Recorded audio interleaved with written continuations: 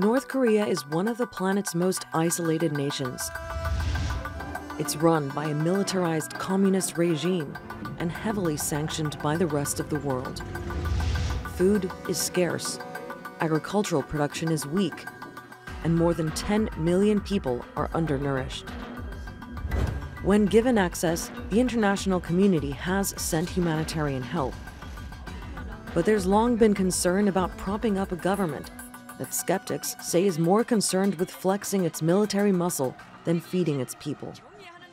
Lately, funding to North Korea has dried up.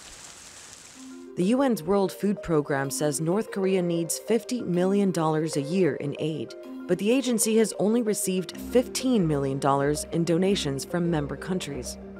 It's not clear what exactly caused the shortfall, but some experts say North Korea's nuclear activity and sanctions against the country have complicated the aid process. The UN Security Council has now agreed on new guidelines, which one UN official says will provide clarity on delivering humanitarian aid to the North Korean people without violating sanctions.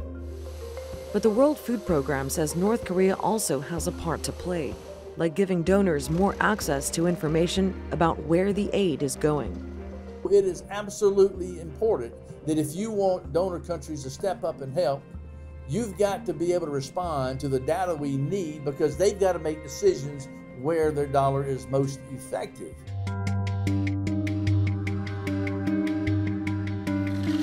Despite signs of a possible rapprochement between U.S. President Donald Trump and North Korea's Kim Jong-un, deep mistrust is still the biggest barrier to progress. U.S. intelligence officials believe North Korea has continued its missile program despite an agreement to denuclearize the peninsula. But Pyongyang says it's keeping its end of the deal, including the dismantling of nuclear testing tunnels and handing over the remains of U.S. soldiers killed during the Korean War.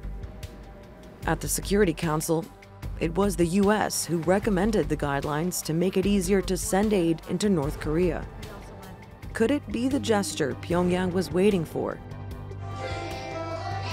And will it be enough to get help to millions of desperate people? Sandra Gathmann, The Newsmakers.